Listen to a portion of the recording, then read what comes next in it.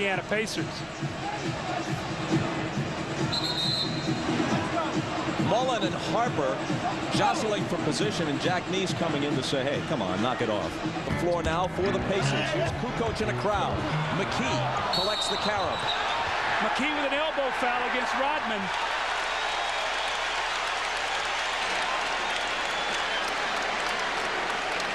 And Derek McKee off the bench has picked up 3 quick fouls. You see what Dennis Rodman is doing, though. Every rebound, he's getting up and he's contesting. He's not letting them outlet the ball quickly, Isaiah, and he's frustrated him a couple times. That time, Derek McKee got his elbow up high, and he got the elbow foul. That's 8 turnovers now here in the first quarter.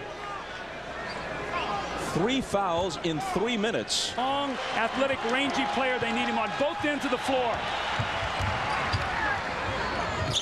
Rodman wrapped up by Jackson.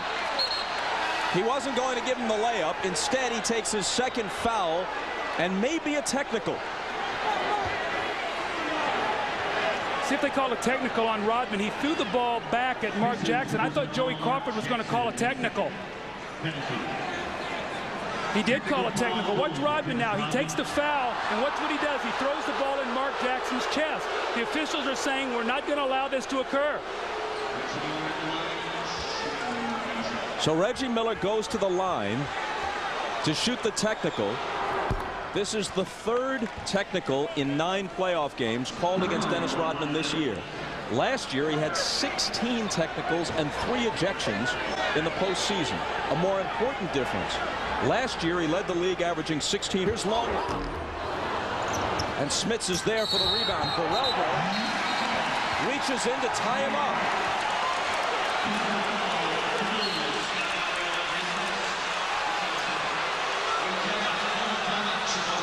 A timeout with 6:08 remaining.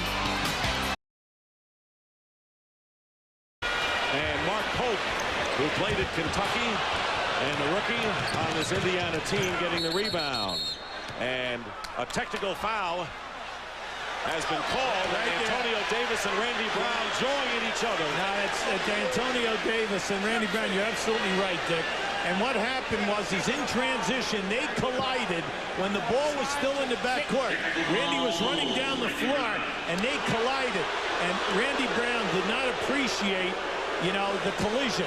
But, Antonio Davis is not going to back off. Mainly you're on the road, and you're going to stand up in here. Randy Brown is 6'2", and Antonio Davis is 6'9". Mullin with the free throw on the technical. Yeah, we'd like to show it to you right here. Now, keep an eye up on the left-hand side as we go up the floor. You're going to see Randy Brown. There it is right there. He just popped him. Antonio Davis popped him, and Randy Brown went right back and stepped over him. So the first was a pop by Antonio Davis. Randy Brown stepped on him as he went over the top. And you can see right here he misses him.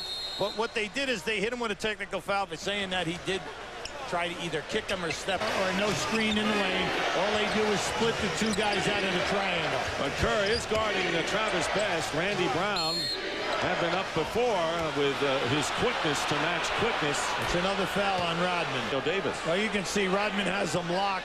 Antonio Davis, you're not allowed to just push a guy out of there, but Rodman locked his arms. So Rodman.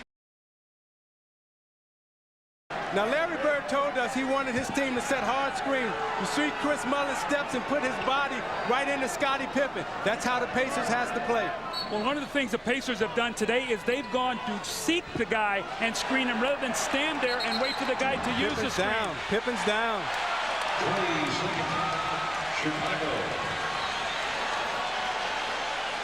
Trainer Chip Schaefer out to take a look.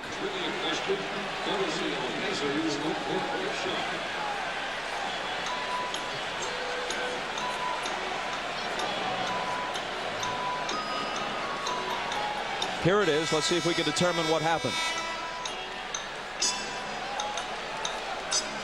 You see Scottie trying to fight through a screen, and Rick Smith sticks his hip out. Kind of knocked the wind out of Scottie, I believe. Anytime you get hit like that and you're moving, you get hit right in the stomach. It's like a boxer taking a punch right in the stomach. Keep you up posted whether or not he'll be able to return. Bob? Thanks, Ahmad. That was the first illegal defense call, so just a warning against Chicago. The next one would bring a technical. And Rodman now picks up a foul as soon as they inbound. That's 2 on him.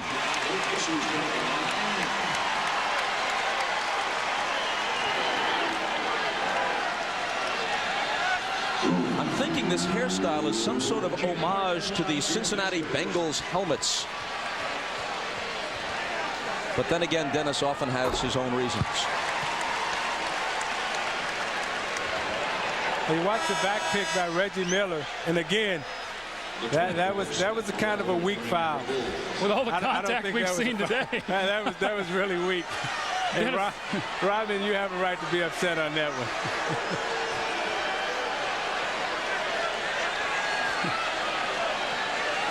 That's the kind of foul you get only because you're Dennis Rodman. No one else in the league would get that, only Dennis. And he saunters to the end of the bench. I think Michael just turned the ball over. Chris Mullin again with those quick hands and the easy score. The Pacers need more of this, but let's see how the Bulls respond. You see Phil is out talking to Bernie Fryer saying he had his arm on him. I want the foul. Bernie says, I'll give you one, but it'll be a technical. 30 for Michael and a 2-point game. They get it into Miller, just the man they want to get it to, and Harper fouls him hard, sending Reggie stumbling back into his bench and bringing all kinds of glares from his teammates directed toward Harper. And Harper appeared to be extending a hand there, wanting to say to Reggie, hey, look, didn't mean it. Sorry, heat of battle. Well, see, I like what Indiana's doing right now, Doug, because they've accepted the challenge of fighting and competing in this series. You know, they could have easily come out and accepted the loss. You see Harper knocks Reggie into the stands right there. Reggie trying to get away, waiting for the foul. No, he's going to get fouled. Harper comes and gives him a nice shove, and you see Davis stand up and say, hey, we're here.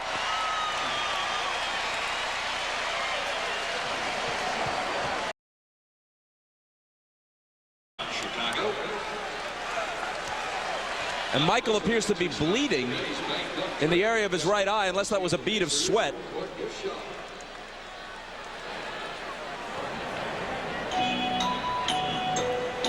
The block by Smits, the save by Mullin.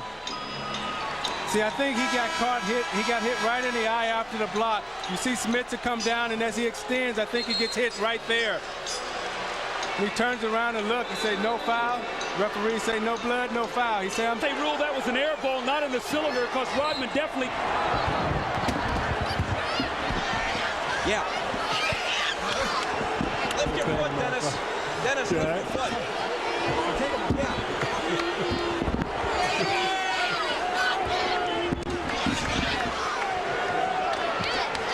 Right, Bob?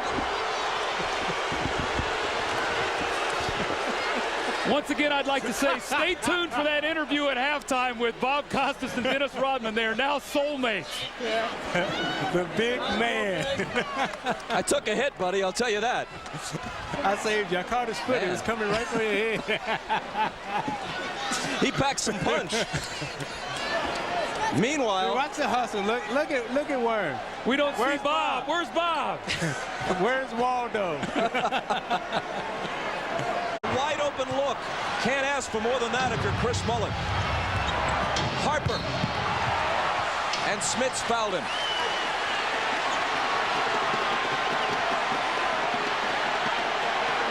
Look at Rodman with the smile on his face, trying to provoke something out of Smits.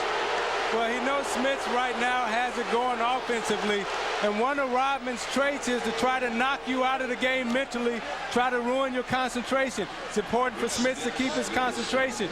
You see he gives the hard foul, which is Indiana's philosophy. No free layups. You're not going to get anything.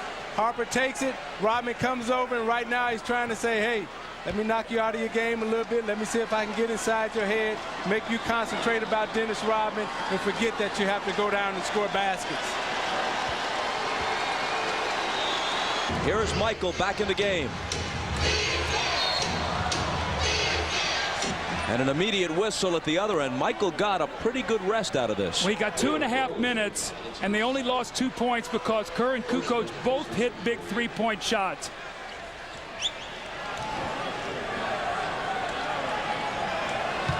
Jalen Rose and Scott Burrell are having rebounds for Dennis.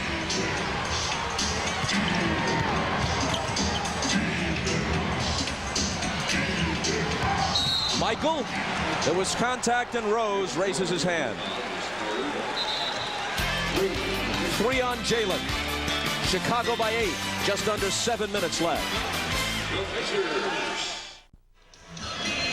Now you see Michael Jordan has 26 points, got off to a slow shooting start, but the battle that he and Jalen Rose is going through right now, you see Jordan backing him down. Jalen is not going to concede. He's a tough competitor. Jordan shoots him with an elbow. Jalen says, okay, next time you try to go around me, there's one for you. Now here's the elbow again from Michael, and the retaliation to come from Rose. As he goes up, he shoots him with one real quick. Jalen shoots him with one back. That's basketball. That's two tough competitors. I think Michael Jordan right now respects Jalen Rose. You saw Michael. McKee looking. Gets it in for Miller. Batted away. Grabbed by Pippen, and they have to foul him. Harper and Reggie Miller. This has been brewing since game 3. When Harper fouled Miller hard late in the game. Right in front of the Chicago bench.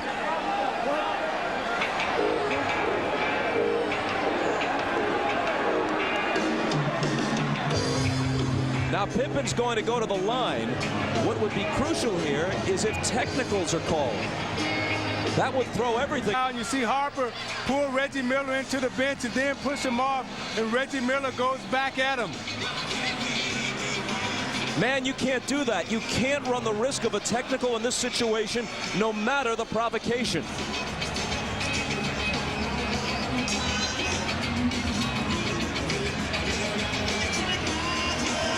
The officials may have decided, we haven't seen an indication yet, they may have decided that they don't want this game and the possibility of a trip. Bob, what will the mindset be of Michael Jordan early? Will he look to have a dominant offensive first quarter?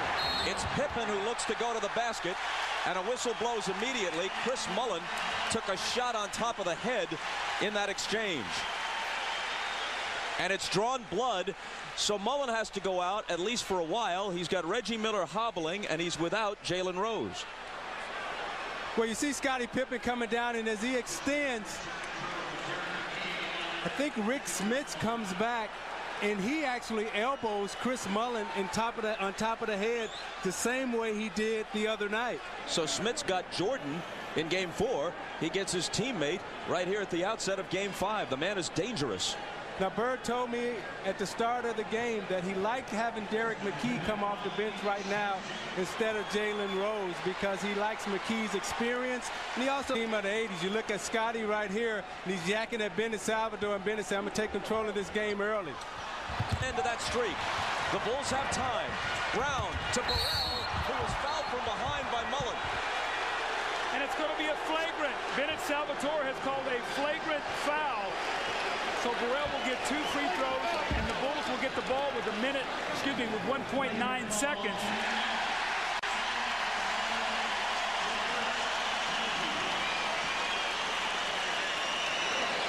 I guess the ruling there is that he hit him hard in the head and really did not get a play on the ball.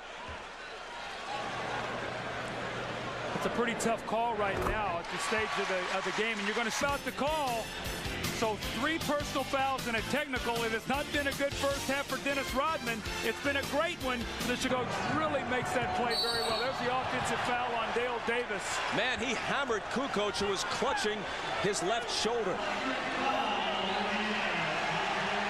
Larry Bird very upset. He felt Tony Kukoc had walked on the play before. I think they've called a flagrant on Dale Davis.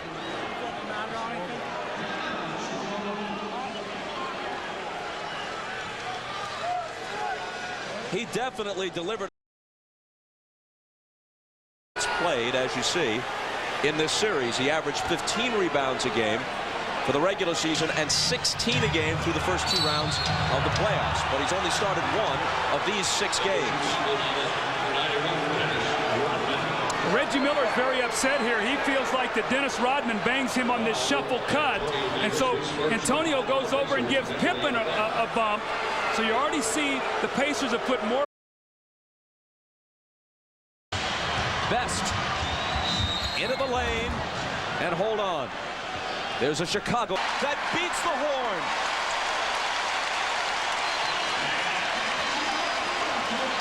Jordan and Burrell are both arguing. Jordan talking about a previous possession. They don't call a foul. And you see Michael Jordan going right at Hugh Evans, wanting a foul. He said, hey, I was going up and he knocked it out of my hands. That was a foul.